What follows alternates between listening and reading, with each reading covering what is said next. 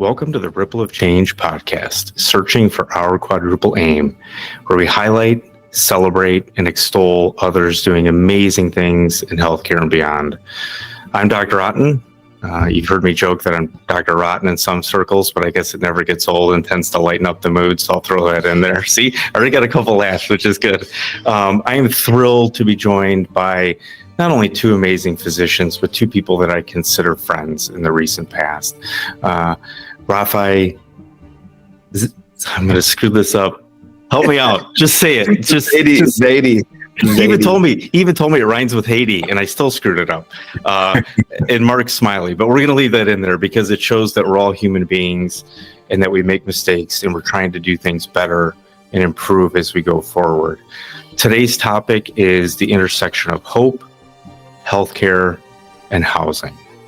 So I'd like to start with Mark, you, and tell us about Beyond Health Equity and your why. Yeah. So Beyond Equity Group is we come together as a group of physicians to buy apartment complexes, and we improve the living conditions of tenants with a social impact mission of providing affordable housing, as well as I would say, going into healthcare through housing, which is a passion of mine. But, so I'm a father, I'm an ER doctor.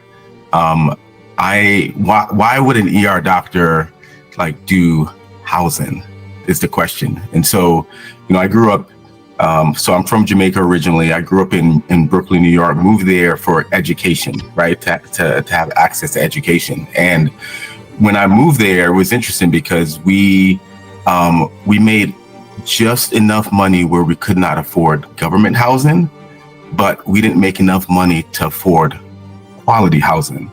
And so my family were really fortunate that my dad did construction growing up. So at 6 a.m. on Saturday mornings, I was on a construction site with my dad. And so he was fortunate that a church came together in Brooklyn and they built approximately 3,000 affordable homes for families. And so because my dad did construction with this company, they allowed him to purchase one of these homes. And so I grew up on a city block in New York where it was surrounded by drugs, gang violence, but on that block, there was working families, a nurse, a firefighter, all these individuals who were there. And I would say affordable housing changed my life, or saved my life. So that's my why. And I really found, I think, a unique opportunity where to make an impact in this space, you need to invest with people who care. And so doctors right off the bat, they care. Sometimes they don't understand the capital and how that can be used to make a difference. And so that's what we're here to one, educate doctors about investing in this space, two, to increase the amount of affordable housing, and then three, to really dive into this, how does housing and healthcare come together? So that's my why. That is brilliant. I love it. There is so much to unpack in that, and we'll get to that. But Rafe, I wanted to give you a chance to give us your why as well, because clearly you're a servant leader, and obviously both of you are servant leaders, and we just need more and more and more of that. We need to infuse that love into the clinical acumen that we have, but also that capacity to give back to others. So please tell us your why. Mark, thank you for sharing that. I think the story resonates very similarly. What I get from Dr. Smiley's, story is he became witness to struggle and vulnerabilities. And when you become witness to the world really around you, the opportunities, the outcomes, the suffering, the grievances, you turn that internally into something that's of hope. You can turn that into an outcome to drive your own ambitions, your own education. So my upbringing was very similar. I came with my father, who was an immigrant, and really took on that grind and hustle. And I was witness to that. And I understood what hard work meant. And I knew that my time that he is investing his blood, sweat, and tears for had to amount for something. And so that's how I think about my journey into servant leadership and being a physician.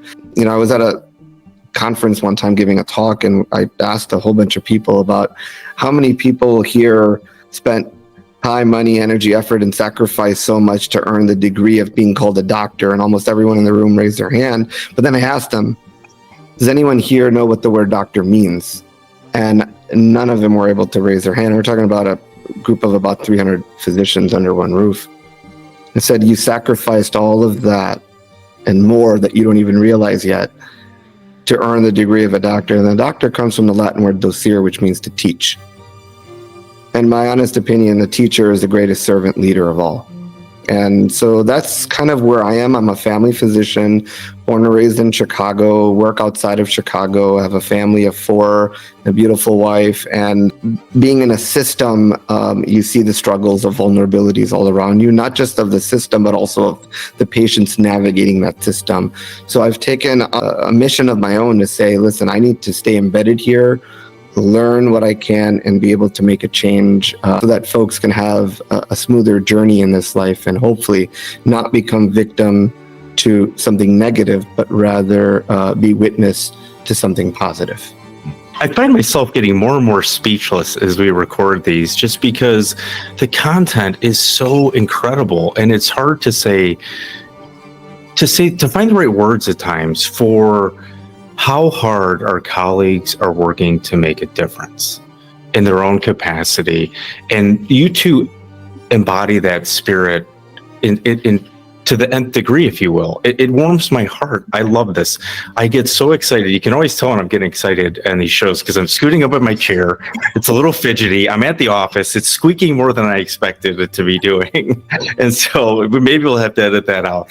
But I love you guys for the work that you're doing. I think it's just wonderful. So Rafe, I'd love for you to continue on with the line of questioning, and I'll do my best to be quiet, but I can't make any guarantees in that regard. No, of course. So put me on the spot here, first time here. So again, connecting to Mark's story, I mean, it's definitely something relatable for me, and I know many others perhaps listening on this podcast as well. I am a bit of a data nerd, and so you talked about outcomes, you talked about change, and so can you share examples of kind of where the data or the outcomes of your journey actually really surprised you, positively or negatively, and how that anchored you into your why even more? Yeah. So interesting enough. So I grew up with asthma as a child, and it was interesting when I found out that the environment that you live in can impact your likelihood of having asthma exacerbation. Okay. And so I remember that, being a child and needing treatment, et cetera. And, when you say data, so, there is data out there from 2014 that shows that approximately 20 to 30% of asthma exacerbations are associated with environment and circumstantial. And so to your point about why, I go back to myself when I was younger and say, okay, who's asking a question about what was the living environment that you were in and how can we help you to make a change there? And so I asked myself the question today in healthcare, are we doing that? Are we, because I'm in the emergency room, so I see this quite a bit. Mm-hmm. And so I'll see a certain population, they come in over and over for asthma exacerbation, and I can give them the treatments in the emergency room, which is what, my job is. The question is my job to prevent that person from coming back to the emergency room? And so it astounded me that, number one, the data is there. Mm-hmm. The question is, can you put operations behind making a difference through something like that? And that's where, once we start talking about kind of the healthcare side of housing and some of the things that we're doing, which is, I'm excited about it. No, that's beautiful. The story to, health impact, when it, you became witness to something of your own suffering and connected to the suffering of others. And I think that's just an embodiment. It's been one of my themes. And I love finding witness experiences in every story that I hear. And the work you're doing, I think as physicians, right? We're trained to treat the individual in front of us, and that's kind of the embodiment that we're just supposed to attend to, being the attending, right? But we're attending to a community. And so, I was thinking about the conversation today, and Todd, I think one of the questions you had brought up was, is affordable housing a healthcare issue? And really, who is the most equipped to tackle this generational work? So thinking about that here, and Todd, you wanted to say something. Oh, I always want to say something. No, I don't want to interrupt you. Keep going. This is too good. I'll wait. I'll find my spot to slide in there. Okay. Yeah. No. So, I guess it comes down to the question is, how do we, and how do you specifically, Dr. Smiley, think about equity in that situation, and really, how do you define affordable housing for one? Yeah, that's a loaded question. We can do an entire podcast on defining. But so going back to the question of who is affordable housing a healthcare issue? Well, I'm excited that the government is starting to answer that question, and so just in North Carolina, they've released Medicaid funding in the last quarter of 2023, $650 million in North Carolina, and some of those funds are going to be used towards allowing individuals to access housing, right? So that's healthcare dollars now being applied to housing. So the question is, why are they doing this? Because number one, they understand the data is there to say, do we pay for someone to treat the asthma, or now is everyone in the equation now responsible for everything that contributes to it? And so now we're talking about social determinants of health, right? And so there are several different factors there that contribute to someone's health care, right? And so they defined health equity as individuals' ability to obtain the highest level of care, right? And what are the factors? And so transportation is one of the factors. Healthcare is a factor. Education is a factor. Economic mobility is a factor, right? And so I think that when you look at all these issues that impact healthcare, you realize that there's different players that need to be at the table, right? So the hospital is there because now reimbursements and how we get paid will hopefully be changing and likely be changing. Investors who are investing in housing, right, can be at the table. And then there's nonprofits, community nonprofits who are all at the table. So I would say the data is there that affordable housing and healthcare go together. Sure. I think it makes sense, and I think that I'll take my opportunity to chime in here. I was debating raising my hand for those of you listening, because the conversation is just too good. I was at a convening with the Kern National Network, whose primary focus is on flourishing in medicine and does a lot of work with academic centers, what have you. But the conversation, or the convening rather, revolved around, is it social determinants of health, or should we be moving to social dynamics of health? Because if you think about it, things are fluid, they're in motion, and all these entities or struggles that people have impact one another. So how does someone's housing situation impact their health? And as Mark so eloquently described, it absolutely can and does, and we need to think about these things differently. And so kudos to North Carolina to start to really work on that. I think it's brilliant. And in the end, will reduce, or should reduce, overall healthcare expenditures if you do it right. And I think that's fantastic. And the other part, to go back a little bit earlier in the conversation, I suppose, as clinicians, physicians, providers, whatever word you use, we are in a unique position where people will unlock their deepest, darkest secrets, information, almost immediately to us because of that trust factor that unfortunately has been eroded over time. But we can help restore that. And so if Mark's in that position in the ER to hear about that housing problem that an individual has, and then can direct that person to the right resource, whether it's a social worker or a different housing group, to remedy that, My goodness, how powerful is that? I mean, that is so beautiful. Mark, you look like you wanted to. I remember 2 years ago seeing an 80-year-old lady who came to the emergency room for falls. And so part of what I do is I go back and I look at the chart and say, okay, where were previous visits? And I found that this visit from this 80-year-old, this was the third visit for falling. And I simply asked the question because now I started digging into some of these housing and healthcare. And I said, so tell me about your household and how does that look like? And sure enough, one of the family members at the bedside said, well, all the floors aren't even and she keeps falling right at the stair. And so, she's one fall away from a hip fracture. Yeah. We know where that outcome leads to. Yep. And so, interesting enough, right? I mean, there's data behind that. I mean, they said approximately 6 million senior citizens have injuries related to falls that are preventable in their household. So yeah, it's a very interesting space to be in and to be able to make a difference. And the programs that we're working on hopefully will help to start to address those things in an operational way, right? Because that's really the challenge sometimes behind some of this is we know and can see the problem, but how do we put operations behind it and show that we're making a difference? That's the challenge.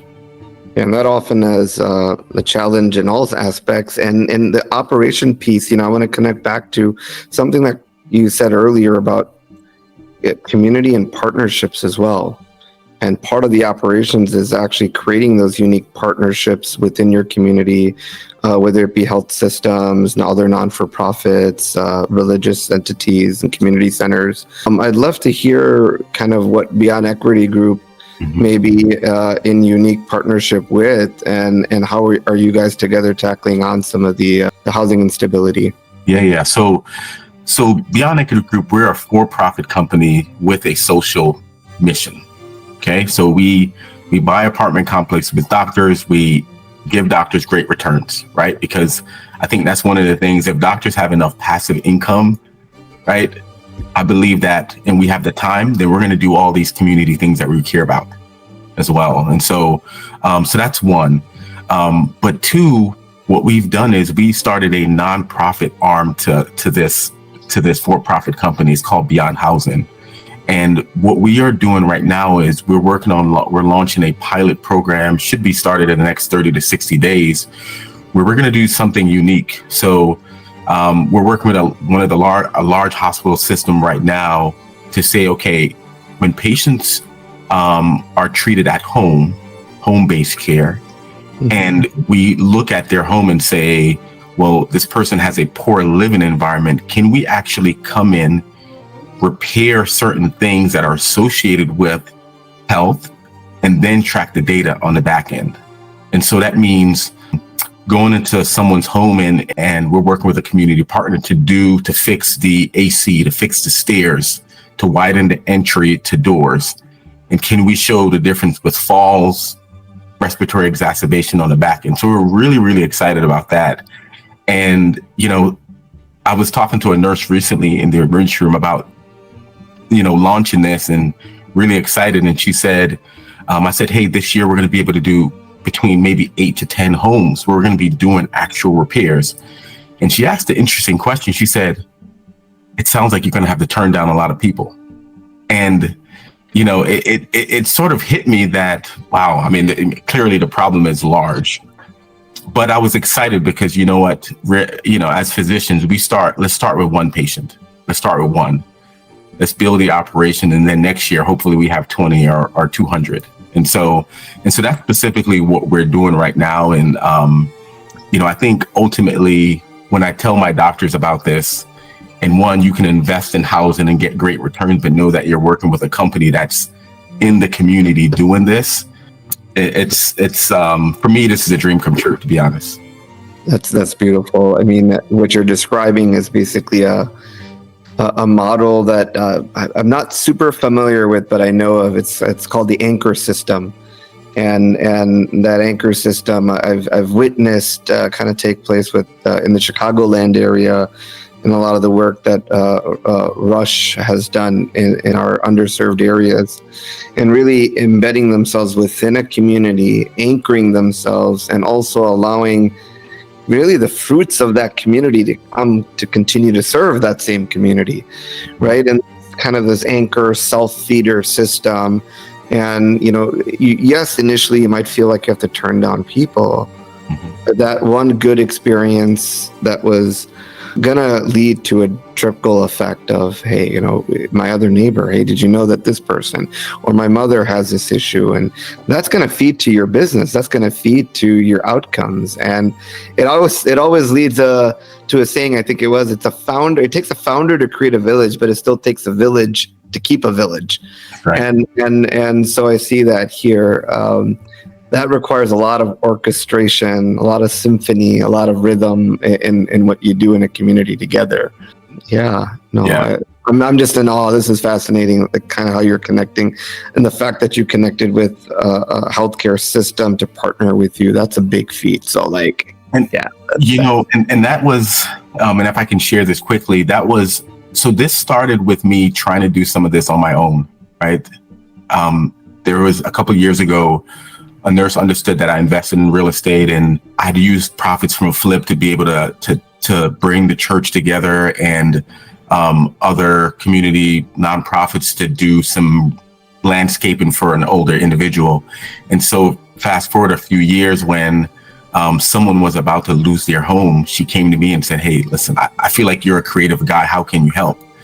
And so that's a family that we had the opportunity to purchase the home, keep them from losing their home within 2 weeks. When I heard that she had cancer and the husband was a veteran, and going back to those stairs, all the stairs, I mean, they had issues going up and down the stairs. And so being able to buy that, keep them stable in their home, repair the property, and now they have an opportunity to buy that house back. And I'm working with them to get their finances up.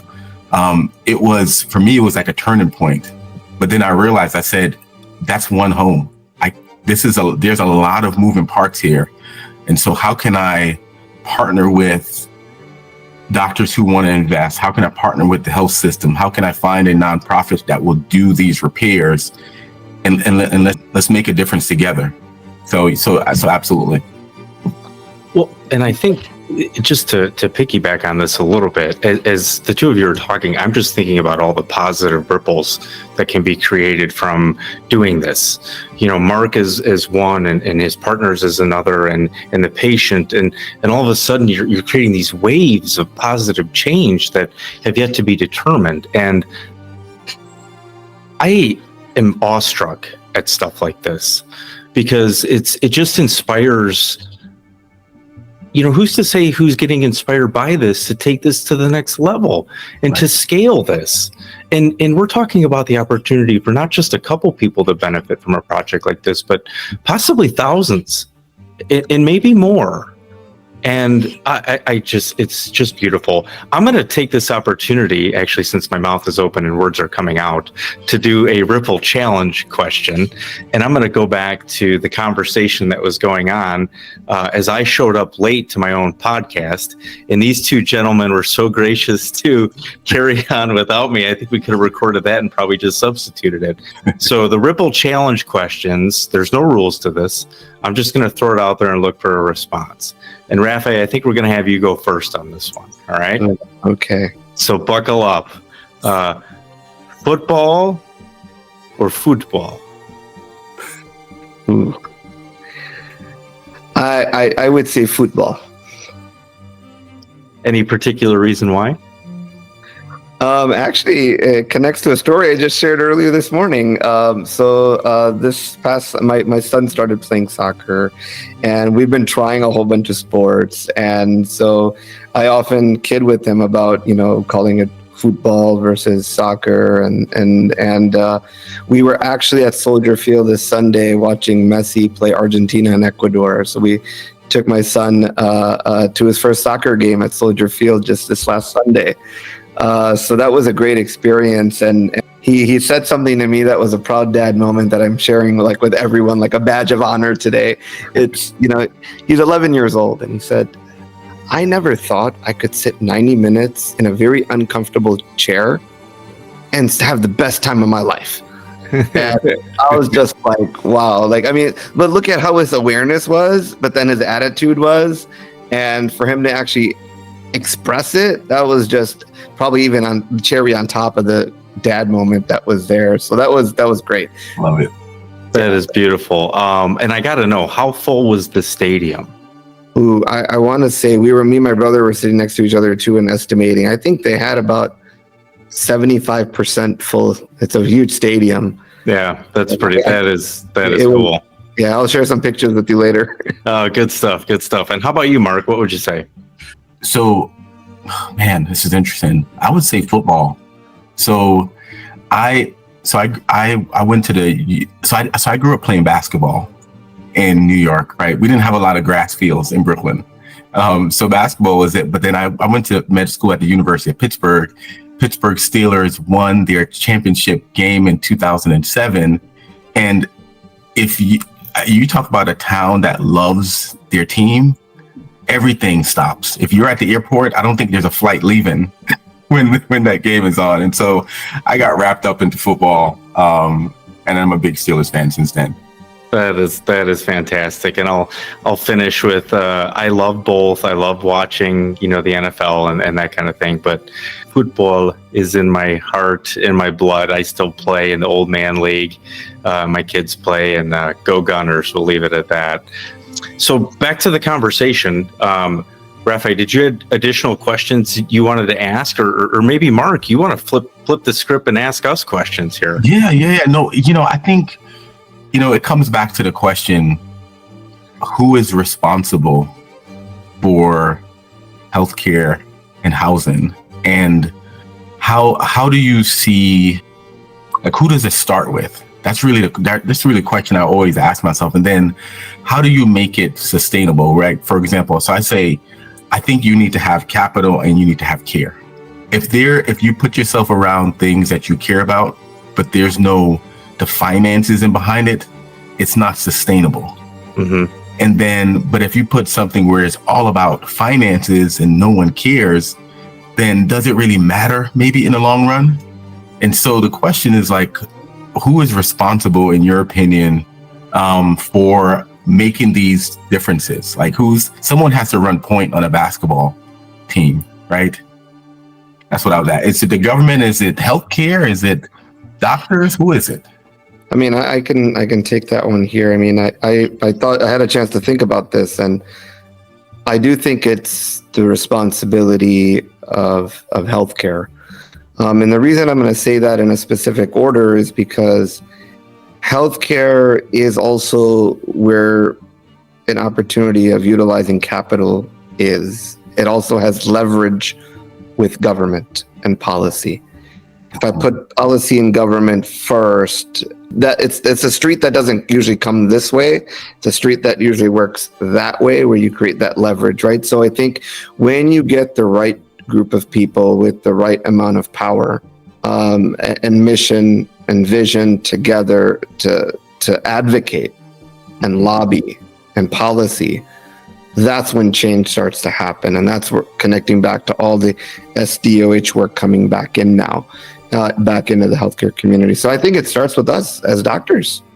We're responsible to identify what those needs are, and it's our job to advocate for the fulfillment of those needs. And I truly believe that in the work I do every day. Mark, this is a difficult, fascinating question that I think could go in a whole multitude of directions. Mm-hmm. And so I think I'm going to answer it maybe a little bit indirectly, if you will.